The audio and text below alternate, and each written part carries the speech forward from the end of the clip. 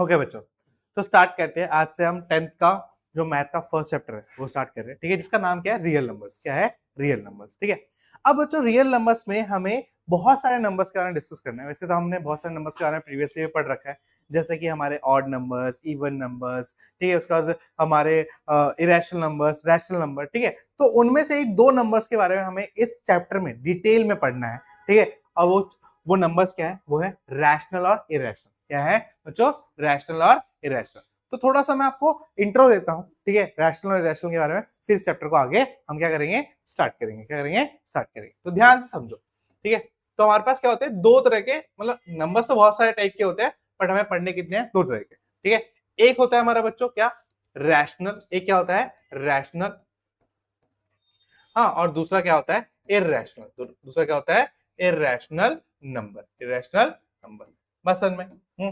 अब रैशनल और irrational number में फर्क क्या होता है, रैशनल और इरेशनल नंबर में फर्क क्या होता है, इस बारे में अगर हम समझे तो देखो, रैशनल नंबर क्या होता है, रैशनल नंबर हमारा वो नंबर होता है जिसे हम P बाय Q की फॉर्म में लिख सकते हैं, जिसे हम P बाय Q की फॉर्म में लिख सकते हैं, उसे हम क्या बोलते हैं, रैशनल नंबर। क्या बोलते हैं, रैशनल नंबर। और यहां पर बच्चों Q जो है वो कभी भी 0 के बराबर नहीं होता है, यहाँ पर Q जो है वो 0 के बराबर कभी नहीं होता है। तो ऐसे नंबर्स को क्या बोलते हैं, रैशनल नंबर्स कहते हैं, ठीक है। जबकि इरेशनल नंबर्स क्या होता है, इसका जस्ट अपोजिट, इसका क्या, जस्ट अपोजिट, ठीक है। इसमें क्या होता है, P बाई Q जो होता है, यहाँ पे P बाई Q की फॉर्म में नहीं लिखा जा सकता। पहला तो क्या है, इसको P बाई Q की फॉर्म में नहीं लिख सकता। और यहाँ पर मोस्टली केस में क्या होता है, Q क्या होता है, 0 के बराबर होता है। क्या होता है, 0 के बराबर होता है। अब तुम सोच रहोगे भैया यहाँ पे P और Q क्या होता है, यहाँ पे P और Q क्या होता है, यहाँ पे P and Q are the integers. P और Q आर द इंटीजर्स। क्या होते हैं, इंटीजर्स होते हैं, बस समझ में, ठीक है। तो रैशनल नंबर्स क्या होते हैं, जिनको P बाई Q की फॉर्म में लिखा जा सकता है और जिसमें Q 0 के बराबर कभी भी नहीं होगा, ठीक है। और इरेशनल नंबर क्या होता है, इसको P और अपॉन Q की फॉर्म में नहीं लिखा जा सकता, और जहां पर Q जो है 0 के इक्वल होगा, 0 के इक्वल होगा, बस समझ में। और यहाँ पे P और Q क्या होता है, इंटीजर्स। क्या होता है, इंटीजर्स। अब मैं आपको कुछ नंबर दे रहा हूँ, ठीक है, मुझे बताना वो रैशनल है या इरेशनल है, ठीक है। जैसे 1/0 क्या है, ये रैशनल है, इरेशनल, इरेशनल, क्योंकि यहाँ पे Q क्या है, 0, तो ये क्या है, एक इरेशनल नंबर है। क्या है, इरेशनल नंबर। आइए लिख देते हैं, ठीक है। अब मुझे बताओ 5/4 ये क्या है, रैशनल है। क्या है, ये एक रैशनल नंबर है, ठीक है। अब मुझे बताओ पाई क्या है, इररेशनल है। क्या है, पाई इररेशनल है, ठीक है। अब बोले भैया पाई की वैल्यू तो होती है, ठीक है। अगर पाई की वैल्यू गिवन है, पाई की वैल्यू गिवन है और वो वैल्यू भी कौन सी, 22/7, तब ये रैशनल है, तब क्या है, ये रैशनल है। बट अगर पाई की वैल्यू गिवन नहीं है तो क्या है, वो इरेशनल है। और अगर पाई की ये वाली वैल्यू है 3.14 डॉट डॉट डॉट, है ये वाली वैल्यू है, तो ये भी क्या है, इररेशनल है। तो ये भी क्या है, इररेशनल। कोई डाउट यहाँ पे, सबको समझ में आ गया। अब इसके अलावा हमने और भी चीजें पढ़ी है रैशनल और इरेशनल के बारे में, ठीक है, कि जो हमारे रैशनल नंबर्स होते हैं बच्चों, वो हम एक और तरीके से उनको पहचान सकते हैं। मोस्टली रैशनल नंबर क्या होते हैं, टर्मिनेटिंग होते हैं। क्या होते हैं, टर्मिनेटिंग होते हैं। समझ क्या होते हैं, टर्मिनेटिंग। मतलब अगर हम इनको डिवाइड करते हैं तो ये क्या होता है, इनका रिमाइंडर कितना आता है, 0। क्या आता है, 0। तो इसको बोला जाता है टर्मिनेटिंग। तो जो टर्मिनेटिंग होता है वो क्या होता है, रैशनल होता है। क्या होता है, रैशनल। और एक और होता है जो नॉन टर्मिनेटिंग होता है। क्या होता है, non terminating. But non terminating की क्या खास बात होती है बच्चों, नॉन टर्मिनेटिंग की क्या बात होती है कि यहां पर वो क्या होगा, प्लस रेकरिंग भी होगा। क्या होगा, रेकरिंग भी होगा। मतलब वो बार बार क्या करेगा, रिपीट करेगा। क्या करेगा, रिपीट करेगा। जैसे कि 0.3333 डॉट डॉट डॉट, ये क्या है, एक रैशनल नंबर है। ये क्या है, एक तरह का रैशनल नंबर। इसको अगर हम लिखना चाहे तो क्या लिख सकते हैं, 1/3। 9th क्लास में सीखा था ना हमने ये, कि इसको हम क्या लिख सकते हैं, 1/3 लिख सकते हैं। तो ये क्या है, एक तरह का रैशनल नंबर होता है, ठीक है। तो अगर कोई भी नंबर हमारा टर्मिनेटिंग है, हाँ, और साथ में क्या है, या वो नॉन टर्मिनेटिंग और रेकरिंग है, तो उसको क्या बोला जाएगा, रैशनल। क्या बोला जाएगा, रैशनल, ठीक है। अब इरेशनल, इरेशनल किसे कहा जाएगा बताओ, जो कि नॉन टर्मिनेटिंग हो और नॉन रेकरिंग हो। जो कि क्या हो, नॉन टर्मिनेटिंग, क्या हो, non terminating and non recurring, ऐसे नंबर्स को क्या बोला जाता है, हमारा इरेशनल नंबर कहा जाता है। बस समझ में आ गई? कोई डाउट इसमें? ठीक है, तो रैशनल इरेशनल समझ में आ गया कॉन्सेप्ट। चलो उसको नोट डाउन करो जल्दी से। अच्छा, आप कौन से मीडियम में? English medium?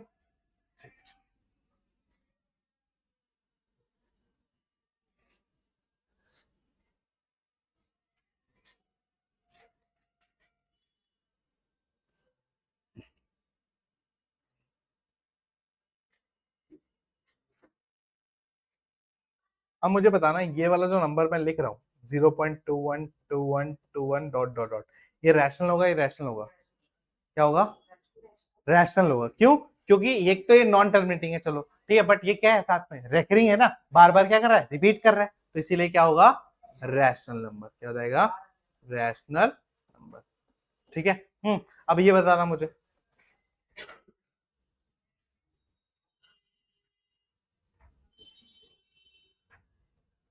ये क्या है? ये वाला नंबर रैशनल है, इरेशनल? इरेशनल है। क्यों है इरेशनल? क्योंकि एक तो ये टर्मिनेट नहीं कर रहा, नॉन टर्मिनेटिंग है, और रिपीट भी नहीं कर रहा, यानी कि नॉन रेकरिंग है, तो ये क्या हो जाएगा, इरेशनल हो जाएगा। क्या हो जाएगा? इरेशनल। चलो फटाफट लिखो।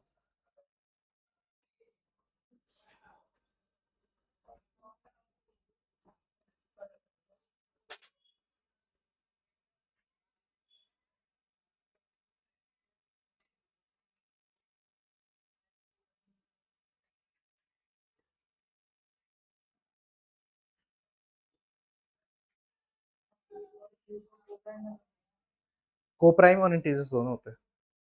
कोप्राइम तो होते हैं, वो कोप्राइम हम प्रूफ वाले में लाते हैं, ठीक है, वो मेनली इंटीजर्स होते हैं, ठीक है।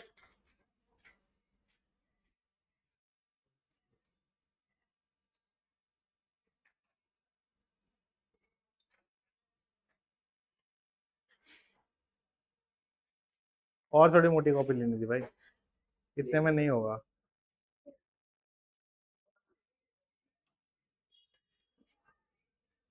अच्छी है, सुंदर है। चले, लिख लिया?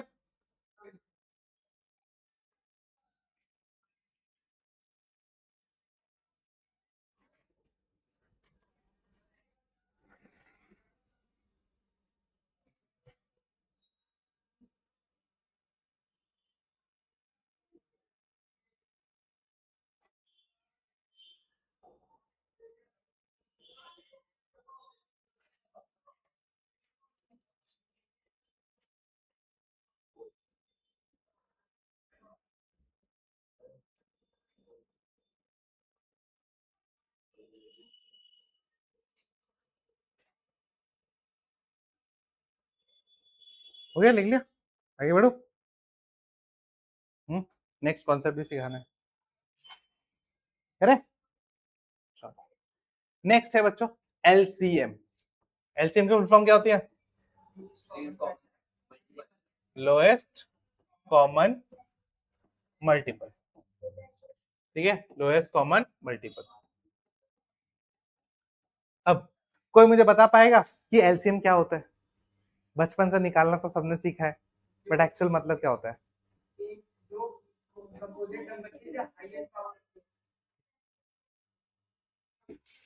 वो तो प्राइम फैक्टराइजेशन हो गया, जो तुम बोल रहे हो वो। हाँ।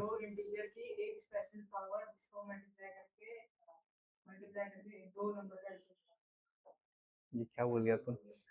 इतना कॉम्प्लेक्स नहीं है, ठीक है, चलो मैं समझाता हूँ, ठीक है। लेट सपोज हम दो नंबर लेते हैं, और उसमें स्टार्ट करते हैं। मान लो हमारा नंबर है 8 और 10। क्या है? 8 और 10, ठीक है। अब 8 के हम क्या लिखते हैं? मल्टीपल्स लिखते हैं। क्या लिखते हैं? 8 के मल्टीपल्स, ठीक है। ध्यान से देखते हो, 8 का मल्टीपल क्या हो जाएगा? 8 खुद हो जाएगा, ठीक है। फिर 16, फिर 24, फिर 32, फिर 40, 48, और फिर 56, 64, 56, 64, 72, 80, 88, है ना? हाँ, और 96, ठीक है। और 96 के आगे जाए तो, और 104, और फिर 112, 124, 120, 120, ठीक है। अब आगे देखो, 10 के फैक्टर लिखो। 10 के क्या, 10, 20, 30, 40, 50, 60, 70, 80, 90, 100, ठीक है, 110, 120, 130, 140, ठीक है डॉट, ठीक है आगे बढ़। मैं क्यों लिख रहा हूं, क्योंकि मुझे आपको एलसीएम समझाना है। क्या समझाना है? एलसीएम समझाना है, ठीक है। अब ध्यान से अगर हम देखें दोनों में, तो हमारे कौन कौन से कॉमन मल्टीपल है, दिख रहे हैं कौन कौन से कॉमन मल्टीपल जो लिखे हुए हैं। सबसे पहले क्या है, सबसे पहले दिख रहा है 40, चलो 40 दिख रहा है, उसका 80 दिख रहा है, 80 दिख रहा है, फिर ये 120 दिख रहा है। हाँ, इसके आगे और भी आएंगे, जैसे आगे इसके 160 होता था, यहाँ पे भी 160 होता, तो भी एक क्या था, फैक्टर था, तो मल्टीपल था, ठीक है। तो इन तीनों मल्टीपल में और इसके आने वाले मल्टीपल में, ठीक है, जितने भी मल्टीपल आएंगे उन सब में छोटा कौन सा है, उन सब में छोटा कौन सा है, 40। और इसीलिए जो एलसीएम होगा हमारा 8 और 10 का, वो क्या होगा, 40। तो दो नंबरों का जो लोएस्ट कॉमन मल्टीपल होता है, जो दोनों में कॉमन भी हो और सबसे क्या हो, लोएस्ट। क्या इससे पहले कोई और मल्टीपल है क्या, नहीं है, इसका मतलब यही क्या हुआ, लोएस्ट, इसीलिए ये क्या होता है, 40, ठीक है।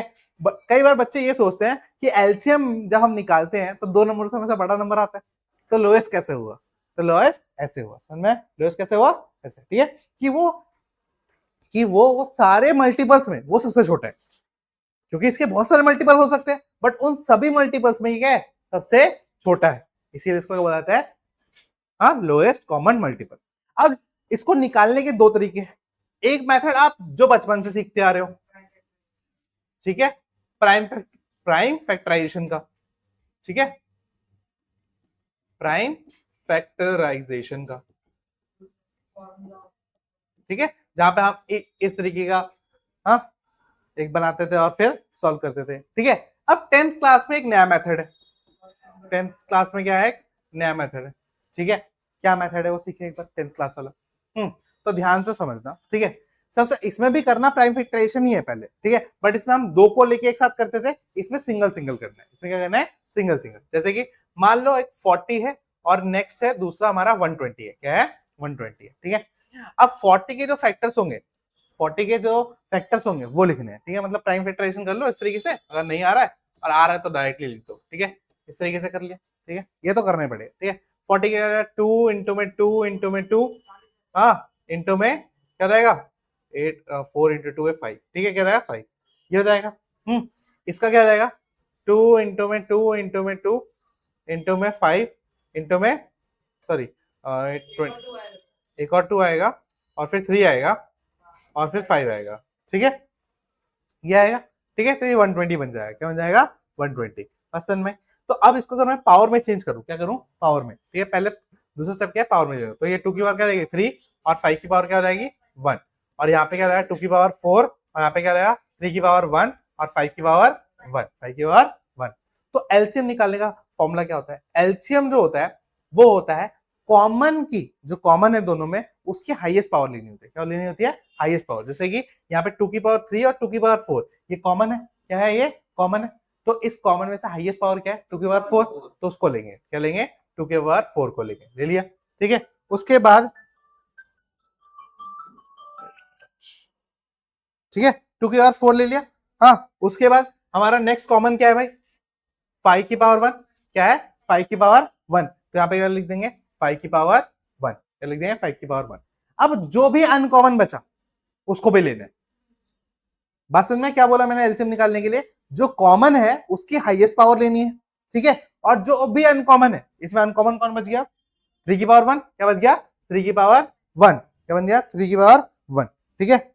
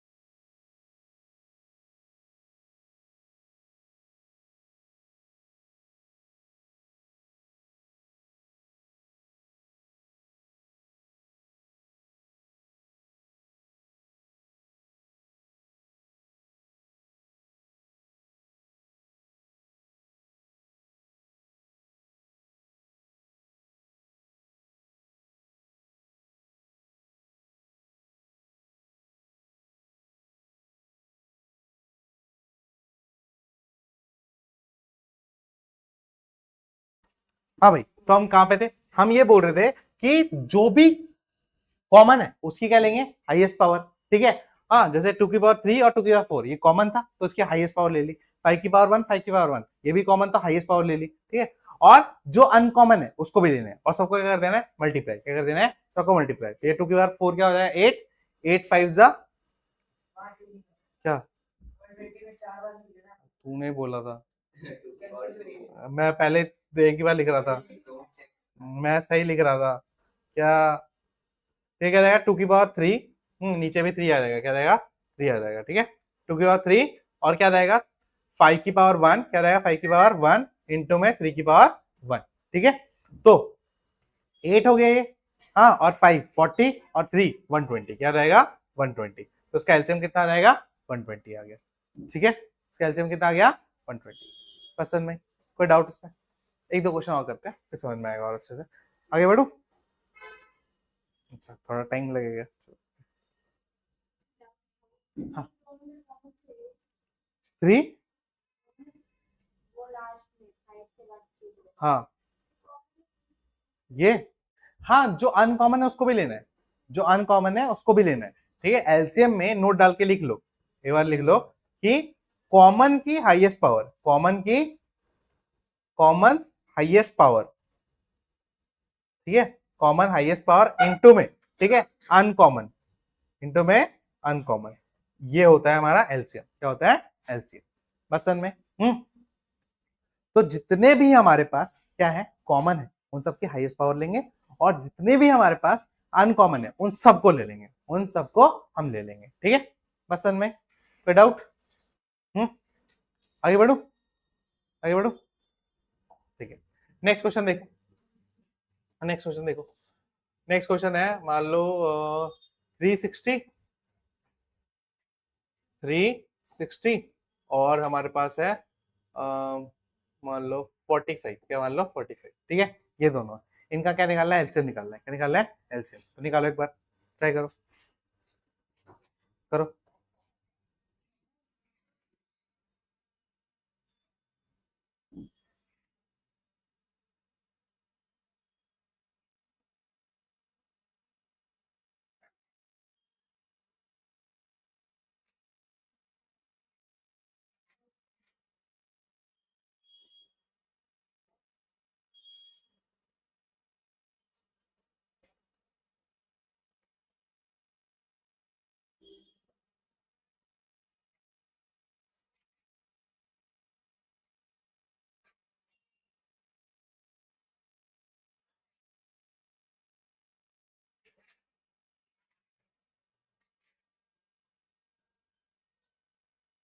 हुआ? हम्म, देखो 360 के क्या रहेगा? 2 इंटू में 2 इंटू में 4 4 और 2 इंटू में 3 इंटू में 3 इंटू में 5। ठीक है, ये इसके फैक्टर हो जाएंगे। 2 इंटू में 2 इंटू 2 इंटू में 3 इंटू में 3 इंटू 5 ये इसके फैक्टर हो जाएंगे। इसको पावर की फॉर्म में लिख दें तो क्या रहेगा? 2 की पावर 3, 3 की पावर 2 इंटू में 5 की पावर 1। ठीक है, चलो 45 को लिखते हैं। 45 क्या हो जाएगा? 3 इंटू 3 इंटू 5। ठीक है, यानी कि 3 की पावर 2 क्या हो जाएगा? 3 की पावर 2 इंटू में 5 की पावर 1। ठीक है, तो एलसीएम हमारा कैसा होता है बच्चों? एलसीएम कैसा होता है हमारा? जो कॉमन है, जो कॉमन है उसकी क्या लेंगे? Highest power. अगर पावर सेम है तो कोई से भी ले लो, कोई दिक्कत नहीं है, बट जो कॉमन है उसकी हाईएस्ट पावर, मतलब 3 की पावर क्या लेंगे? 2 और 5 की पावर क्या लेंगे? 1।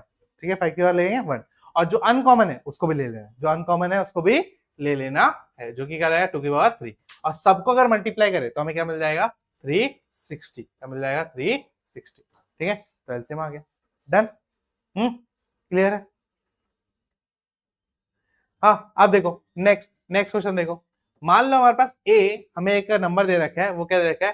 P, P Q, Q square और आर, क्यू स्क्वायर आर, और बी दे रखा है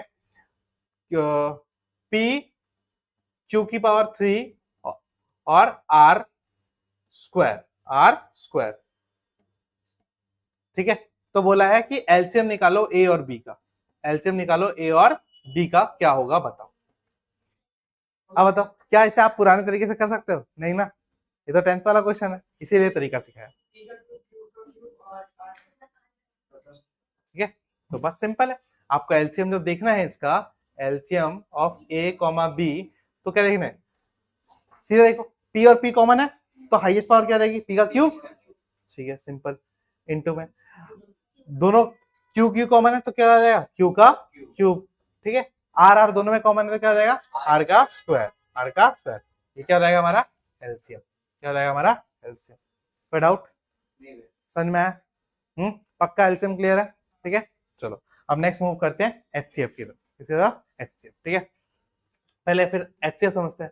एचसीएफ क्या होता है, highest common factor, highest common factor. ठीक है, तो एलसीएम के केस में हमने क्या लिखा था, मल्टीपल्स। ठीक है, एचसीएफ के केस में हम क्या लिखेंगे, फैक्टर्स। क्या लिखेंगे, फैक्टर्स। ठीक है, मान लो हमारे पास एक नंबर है 16, क्या मान लो, एग्जांपल के लिए एग्जांपल ले लेते हैं हम। ठीक है, मान लो हमारे पास एक नंबर है 16 और दूसरा नंबर है 24। क्या है नंबर 24? ठीक है, समझो ध्यान से। ठीक है, अभी लिखना नहीं, तो इसका एक फैक्टर होगा 1। ठीक है, दूसरा फैक्टर होगा इसका 2, तीसरा फैक्टर होगा इसका 4, चौथा फैक्टर होगा इसका 8 और 16 ये खुद, ये फैक्टर होंगे इसके। ठीक है, 24 के 1 होगा, 2 होगा, 3 होगा, 4 होगा, 6 होगा, ठीक है, 8 होगा और 12 होगा। ठीक है, और ये खुद होगा, ये खुद होगा 24। ठीक है, अब दोनों में से पहले तो हमें क्या पहचानना है, कॉमन फैक्टर्स। क्या पहचानना है, कॉमन फैक्टर्स। तो पहले कौन कौन सा फैक्टर है, 1 है, 2 है, 4 है, बस यही है। अब 8 भी है, क्या है, 8 भी है, चलो 8 भी है दोनों का। ठीक है, 8 भी है। ठीक है, तो अब इसके 4 कॉमन फैक्टर मिल गए हमें, क्या मिल गए, 4 कॉमन फैक्टर मिल गए। और इन चारों में से सबसे हाईएस्ट वाला कौन सा है, 8। क्या है सबसे हाईएस्ट वाला, 8। तो इसीलिए इन दोनों का जो एचसीएफ होगा वो क्या रहेगा, 16 और 24 का, वो क्या रहेगा, 8 हो जाएगा। क्या रहेगा, सिंपल, समझ में आया? कोई डाउट? तो इसमें भी वही दो मेथड है, एक बचपन वाला मेथड वो डिवाइड कर करके करते थे, और एक 10th वाला मेथड। ठीक है, तो 10th वाले मेथड से स्टार्ट करते हैं इसमें। ठीक है, 10th मेथड, तो इसमें क्या करना होता है, ठीक है, लेट सपोज हमारे पास दो नंबर है, मान लो एक 64 है, और एक हमने ले लिया 72। क्या ले लिया, 72। ठीक है, तो फिर इसको भी वही प्राइम फैक्टराइजेशन करना है। क्या करना है, प्राइम फैक्टराइजेशन करना है। तो इसको मैं लिख दूं 2 की पावर 6, सीधा होता है 2 की पावर 6, 64। ठीक है, 2 की टेबल में आता है। ठीक है, हाँ, और 72 को क्या लिख सकते हैं, एक तो 2 इंटू 2 4, 2, और फिर 2 की पावर 2 4, 2 की पावर 3 8, 8 2 की पावर 3 और 3 की पावर 2, 3 की पावर 2, ये फैक्टर हो गए। ठीक है, अब इसमें जब हम एचसीएफ निकालते हैं ना, इसमें हम सिर्फ और सिर्फ कॉमन फैक्टर को देखते हैं। किसको देखते हैं, कौन, अनकॉमन वालों से कोई मतलब नहीं हमारा। ठीक है, तो कॉमन फैक्टर क्या है, ये वाला। और इसमें कॉमन फैक्टर जो होता है, एचसीएफ जो हम लेते हैं वो क्या लेता है, कॉमन की लोएस्ट पावर। क्या लेते हैं, कॉमन फैक्टर्स, कॉमन फैक्टर्स क्या लेते हैं, लोएस्ट पावर। कॉमन फैक्टर की लोएस्ट पावर हमारा क्या होता है, एचसीएफ होता है। तो यहाँ पर एचसीएफ हमारा क्या रहेगा, 2 की पावर 3। क्या रहेगा, 2 की पावर 3। तो किसके इक्वल आ गया, 8। किसके इक्वल आ गया, 8। बस खत्म, समझ में, ऐसे समझ में, कोई डाउट? दिव्या समझ में आ रहा है, समझ में आ रहा है, आगे बढ़े। देखो एक और क्वेश्चन देते हैं, चलो मान लो हमारे पास है एक 150 और 270। चलो इन दोनों का पहले एलसीएम निकालो फिर एचसीएफ निकालो। एक बार प्राइम फैक्टराइजेशन कर लोगे तो दोनों निकल जाएंगे, है ना, करो फिर जल्दी से।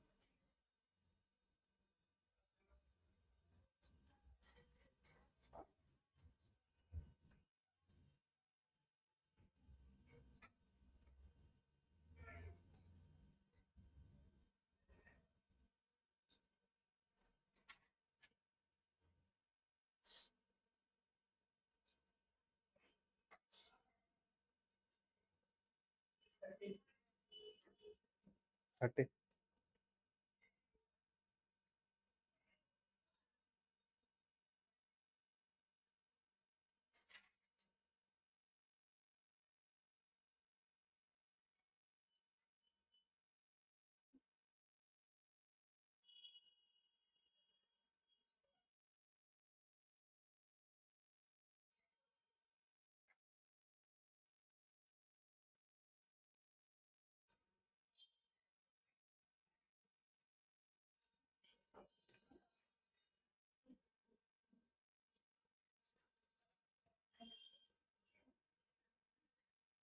आगे बढ़े।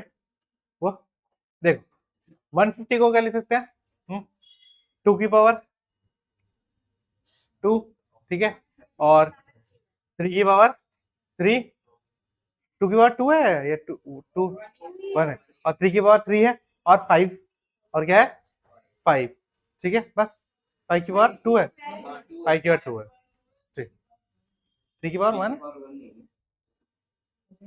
नहीं, 3 की पावर 1 ही होगी, 3 की पावर 1 ही होगी, हाँ, क्योंकि 25 375 टू 150, ठीक है।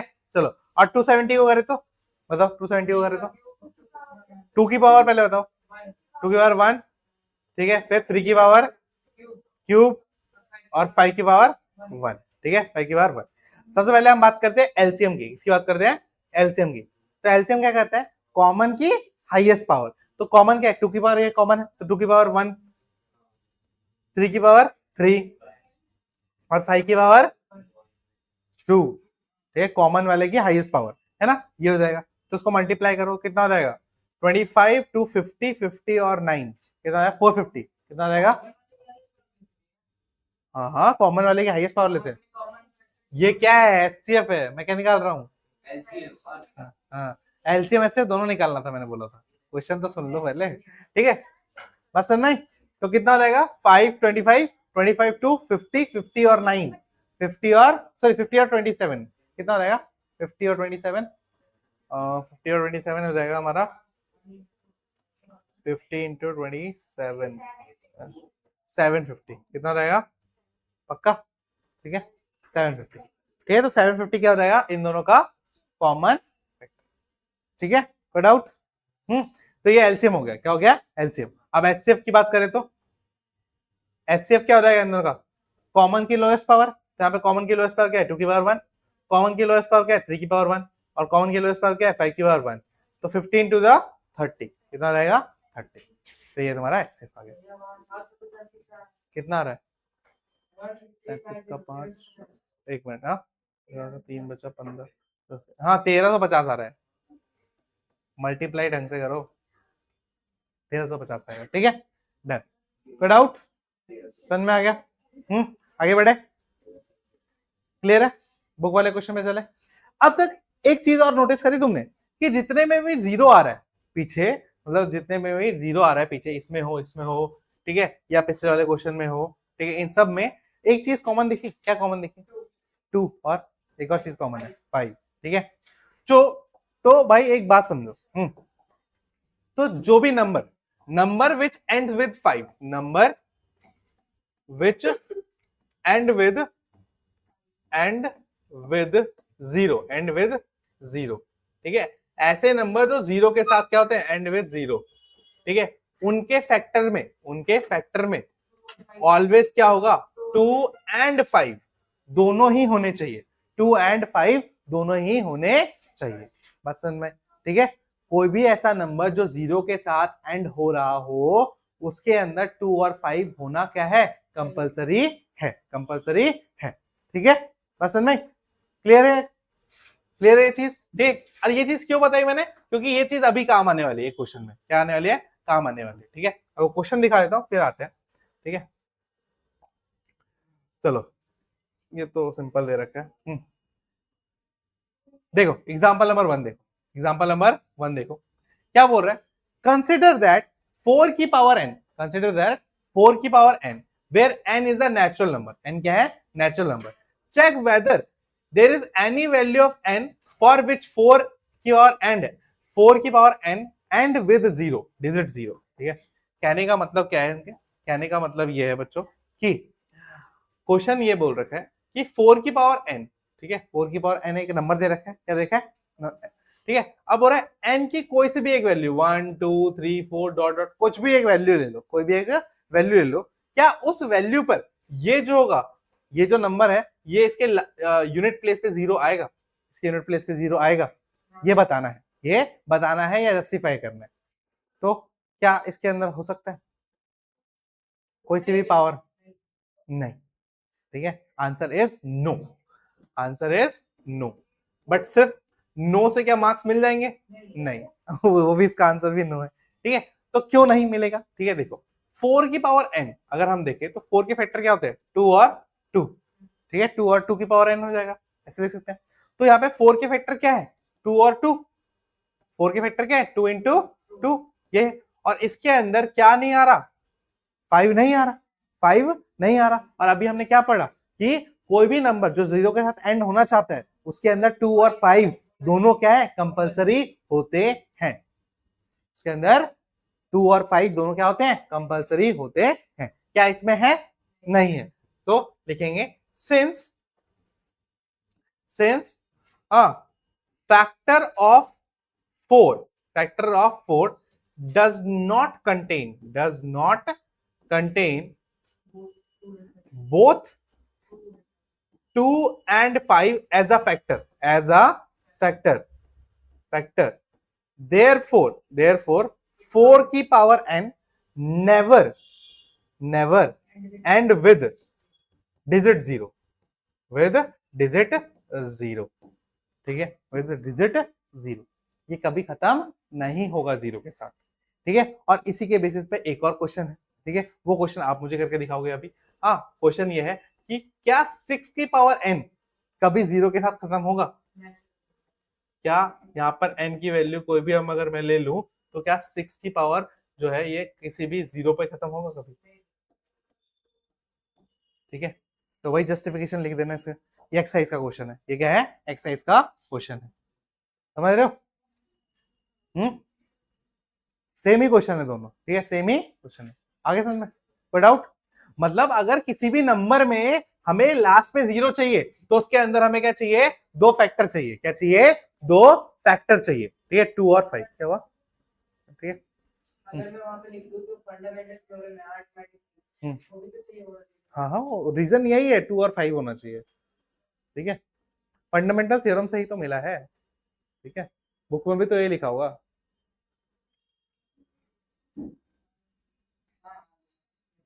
लिखा ना, बोल तो रहा हूँ मैं।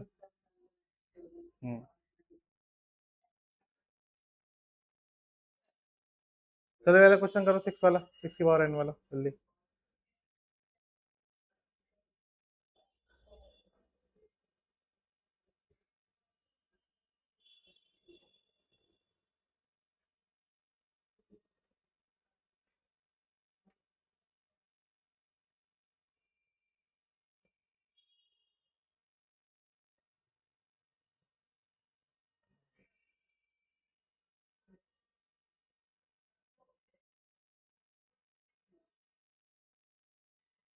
तो इसको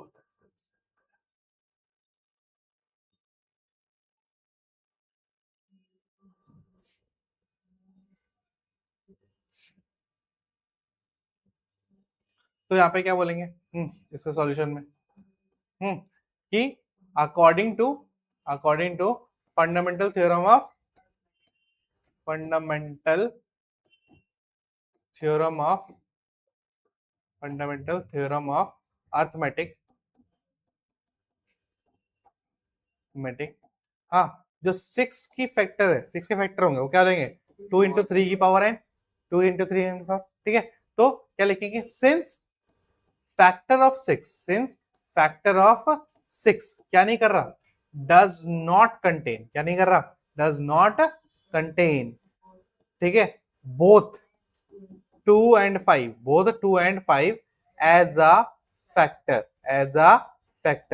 therefore 6 की power n never ends with, ठीक है, never ends with क्या? ends with digit 0, with digit 0। ठीक है, डन। विदाउट सर मैं क्लियर है एकदम। चलिए आगे बढ़ो।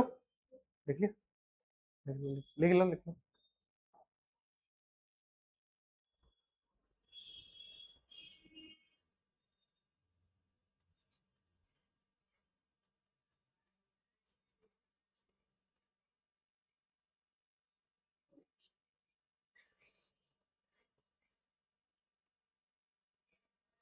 आगे बढ़ो। चलो भाई ठीक है। अब देखो फंडामेंटल थ्योरम ऑफ अर्थमेटिक क्या कहती है, सिंपल वही प्राइम फैक्टराइजेशन के बारे में कहती है कि एक नंबर को जब हम डिवाइड करते जाएंगे तो हमें डिफरेंट डिफरेंट नंबर क्या होते हैं, ऑब्टेन होते जाएंगे। ठीक है, उसके बारे में बता रहे हैं। जैसे यहाँ पे एक नंबर ले रखा है क्या, 32760। जब उसको 2 से डिवाइड किया तो एक नंबर आया, फिर इसको जब 2 से डिवाइड किया तो एक और नंबर आया, फिर इसको 2 से डिवाइड किया तो एक और नंबर आया। जब उसको हम डिवाइड करते जाएंगे तो हमारे पास डिफरेंट डिफरेंट नंबर आते रहेंगे और लास्ट में हमारे पास क्या बचेंगे, हमारे पास क्या बचेंगे, प्राइम नंबर्स बचेंगे। ठीक है, तो सिंपली अर्थमेटिक अर्थमेटिक ये जो फंडामेंटल थ्योरम ऑफ अर्थमेटिक है, इसका क्या कहना है, इसका कहने का मतलब ये है बच्चों कि कोई भी नंबर जो है वो क्या है, मल्टीपल ऑफ प्राइम नंबर्स। क्या है, कोई भी नंबर है उसको हम मल्टीपल ऑफ प्राइम नंबर में लिख सकते हैं। ठीक है, दुनिया में ऐसा कोई सा भी नंबर नहीं है, तुम मुझे बोल दो जिसका मल्टीपल मैं प्राइम नंबर्स पे ना लिख पाऊं। ठीक है, मतलब इसके फैक्टर प्राइम नंबर ना हो। ठीक है, दुनिया में सभी नंबर्स के जो फैक्टर्स होते हैं वो क्या होते हैं, प्राइम नंबर्स होते हैं। ठीक है, 13 का फैक्टर क्या होता है, 1 होता है और 13 खुद होता है। ठीक है, तो 13 एक प्राइम नंबर है। ठीक है, तो इसी तरीके इसी चीज को इस फंडामेंटल थ्योरम ऑफ अरिथमेटिक में बता रखा है, जो कि हम एलसीएम और एचसीएफ में कर ही रहे हैं। एलसीएम और एचसीएफ में हम कर ही रहे हैं, जो प्राइम फैक्टराइजेशन कर रहे हैं ना, उसी चीज को तुम मैं बोल दो कि फंडामेंटल। ठीक है, देखो यहाँ पे बोल रखा है कि every composite number can be expressed और factorized as a product of primes. ठीक है, कोई भी नंबर, कोई भी कंपोजिट नंबर, पहले बताओ मुझे कि कितने बच्चों को ये पता है कि कंपोजिट नंबर क्या होता है। यस, ठीक है, जिसके दो से ज्यादा फैक्टर्स होते हैं उसको क्या बोलते हैं, कंपोजिट नंबर बोलते हैं। ठीक है, थोड़ा ध्यान से समझ लेते हैं। ठीक है, those number which contain more than more than two factors। ठीक है, उसे हम क्या बोलते हैं, कंपोजिट नंबर। ठीक है, दो फैक्टर क्यों नहीं, एक से ज्यादा क्यों नहीं, क्योंकि प्राइम के कितने फैक्टर होते हैं, दो फैक्टर होते हैं। ठीक है, इसीलिए बोला गया कि दो से ज्यादा फैक्टर होने चाहिए। क्या होना चाहिए, दो से ज्यादा फैक्टर। जैसे कि एग्जांपल के तौर पे कौन कौन से कंपोजिट नंबर है, 4 है। सबसे छोटा कंपोजिट नंबर अगर कोई है तो दुनिया में वो कौन है, 4 है। ठीक है, ये क्यों बता रहा हूं, क्योंकि इस पे भी क्वेश्चन बन चुका है सीबीएसई के अंदर। ठीक है, 4 is the smallest composite number, smallest composite number. अगर तुम ये छोटी छोटी बातें अगर याद रख पाओगे ना, तुम्हारे बोर्ड में 90% आने से कोई नहीं होता। क्योंकि बच्चों के लास्ट मोमेंट पे जाके एमसीक्यू में लास्ट ईयर पूछ लेता है कि जो स्मॉलेस्ट प्राइम नंबर है और जो स्मॉलेस्ट कंपोजिट नंबर है उनका जो एचसीएफ होगा वो कितना होगा। अब अगर बच्चे को स्मॉलेस्ट कंपोजिट नंबर ही नहीं पता तो कैसे करेगा बताओ।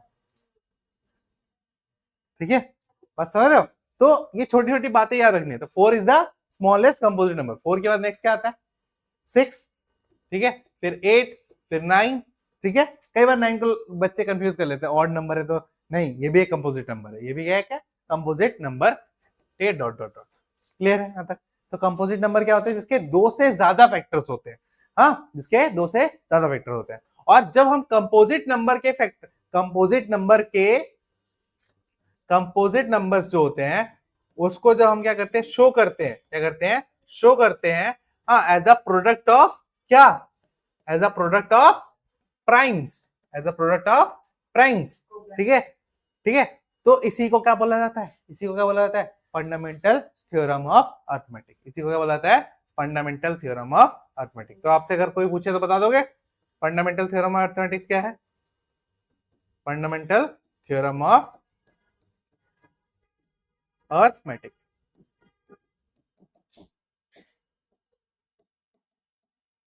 क्लियर, कोई डाउट समझ में? ठीक है,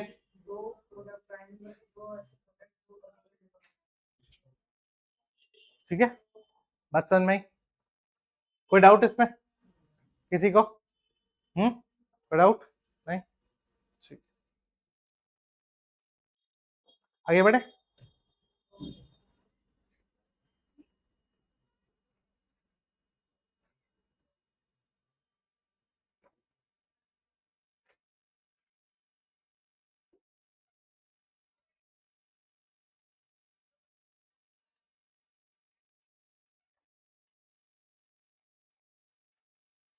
आगे बढ़ो।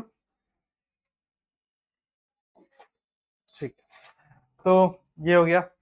अब ये एग्जांपल नंबर 3 मेरे को करके दिखाना। फाइंड एचसीएफ एंड एलसीएम दोनों निकालो। चलो, इस क्वेश्चन में आपको सिर्फ एचसीएफ बोल रखा है बाय प्राइम फैक्टराइजेशन। ठीक है, चलो प्राइम फैक्टराइजेशन की मदद से। थर्ड वाला सेकंड वाला तो दे सॉल्व कर रखा है। थर्ड वाला करो। थर्ड वाले क्वेश्चन में क्या देखा भाई कि आपको हाँ एलसीएम निकालना है। ठीक है, किसका? 96 और 404 का। और एचसीएफ भी निकालना है आपको किसका? 96 और 404 का। बताओ, बताइए बताइए जल्दी।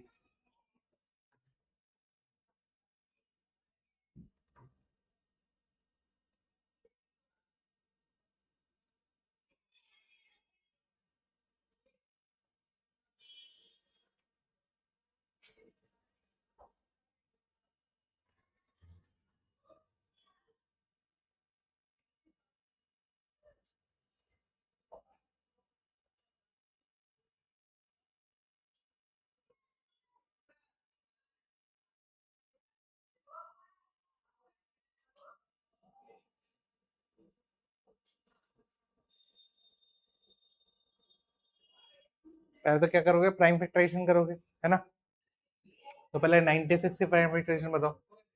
टू, टू की बार क्या हो जाएगा? 5 और इंटू 3, 3 की बार 1, 201, 202 का, सॉरी 404 का, 404 का, 2 का स्क्वायर 101 की बार 1। ठीक है। हाँ, अगर मैं एलसीएम की बात करूं, किसकी बात करूं? एलसीएम की। तो जो हाईएस्ट है, कॉमन के हाईएस्ट पावर और जितने भी अनकॉमन है सारे के सारे, है ना? जितने भी अनकॉमन है वो सारे के सारे। ठीक है, तो क्या आ जाएगा भाई हमारा आंसर यहाँ पे? 9696। ठीक है, ठीक है, तो इसका आंसर आ जाएगा 9600, 9696, 9696। ठीक है, ये इसका आंसर हो जाएगा। ठीक है, और अगर मैं एचसीएफ निकालने की कोशिश करूं तो क्या आ जाएगा भाई? जो कॉमन है उसकी लोएस्ट पावर, कॉमन की लोएस्ट पावर, यानी कि 2 की पावर 2, यानी कि कितना हो जाएगा? 4, यानी कि क्या जाएगा? 4। बस समझ में? कोई डाउट? एकदम झकास, समझ में आ गया? कोई भी डाउट? आगे बढ़े। चलिए, नेक्स्ट है आपका एग्जाम्पल नंबर 4। चलो देखना मत ना।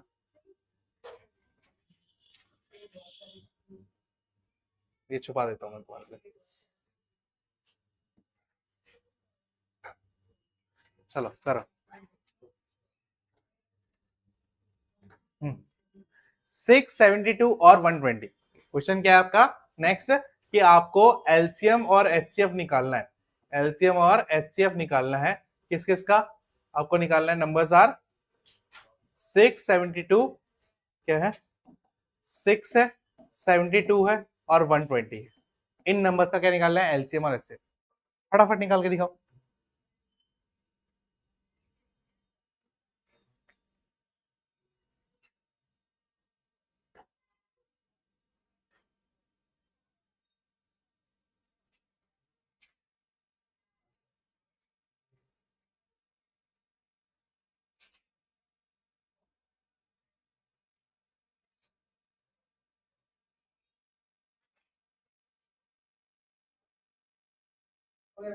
हो गया? आदर्श हुआ?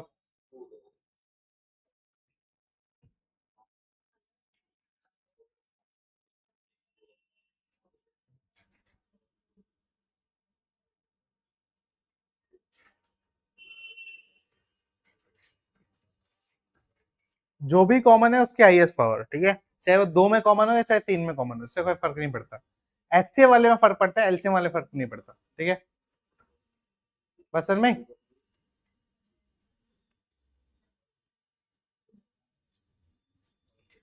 देखे, चलिए पहले 6 का देखते हैं। 6 क्या हो जाएगा, 2 की पावर 1 इंटू में 3 की पावर 1। 72 का देखते हैं, क्या हो जाएगा, 2 की पावर 3 इंटू में 3 की पावर 2। 120 का देखते हैं, 120 का 2 की पावर 3 इंटू में क्या रहेगा, 3 की कितना रहेगा, 3 की पावर 2 9 और 5, हाँ, और इंटू में 5 की पावर 1। ठीक है, ये हो जाएगा। अब मुझे बताओ कि अगर मैं इसका एलसीएम लिखना चाहूं, सॉरी पहले एलसीएम लिखना चाहूं, क्या लिखना चाहूं, एलसीएम, तो क्या होता है भाई, कॉमन की हाईएस्ट पावर, तो कॉमन की हाईएस्ट पावर क्या है, 2 की पावर 3। ठीक है, यहाँ पे कॉमन की हाईएस्ट पावर क्या है, 3 की पावर 2। ठीक है, और यहाँ पे अनकॉमन क्या है, 5 की पावर 1। तो कितना हो जाएगा, 8 9 और 5 120, कितना हो जाएगा इनका, 120 एलसीएम आ जाएगा, है ना। हाँ, और अगर एचसीएफ की बात करी जाए, एचसीएफ की बात करी जाए तो क्या रहेगा वो हमारा, 2 की पावर 1 इंटू में 3 की पावर 1। क्या 5 की पावर 1 लेंगे, नहीं, क्योंकि वो कॉमन ही नहीं है सब में। ठीक है, तो कितना रहेगा, एचसीएफ 6 हो जाएगा। क्या रहेगा, 6 हो जाएगा। कोई डाउट, कोई डाउट, ठीक है, यहां तक डन है। ठीक है, अब आपको मैं एक फॉर्मूला क्या बताता हूँ, फॉर्मूला। ठीक है, हाँ, और ये सिर्फ 2 नंबरों के केसेस में लगता है। ठीक है, जब भी हमारे पास 2 नंबरों का एलसीएम और एचसीएफ निकालना हो तब हमारा फॉर्मूला ये यूज होता है। ठीक है, तो फॉर्मूला ऑफ एचसीएफ और LCM, formula of LCM and HCF. ठीक है, शांत थोड़ा। ठीक है, तो क्या होता है फॉर्मूला, कि एलसीएम इंटू में HCF is equals to a into में b, is equals to a into में बी।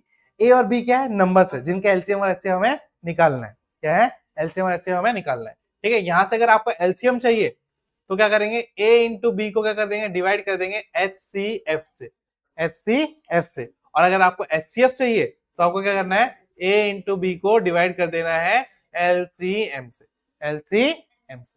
बस समझ में, कोई डाउट, यहां समझ में आ गया। ठीक है, अब अगर आपने एक चीज निकाल लिया तो दूसरी चीज को निकालने के लिए क्या करना है, सिर्फ 2 नंबर को मल्टीप्लाई करो और डिवाइड करो। क्या करो, डिवाइड करो। क्लियर है एकदम यहां तक। तो आज के लिए इतना ही करते हैं। आज के लिए आपका होमवर्क क्या रहेगा भाई, ये जो आपकी एक्सरसाइज दिख रही है आपको, हाँ, एक्सरसाइज 1.1, एक्सरसाइज 1.1, ये मैं आपसे नेक्स्ट क्लास में चेक करूंगा। नेक्स्ट क्लास कल नहीं, परसों। ठीक है, क्या होगी, परसों। ठीक है, क्लियर है। हाँ, और एक बार क्लास का शेड्यूल, चलिए लिख लो, लिख लिया, लिख लिया। एक बार क्लास का शेड्यूल देख लो भाई, जो क्लास का शेड्यूल फॉलो होने वाला है।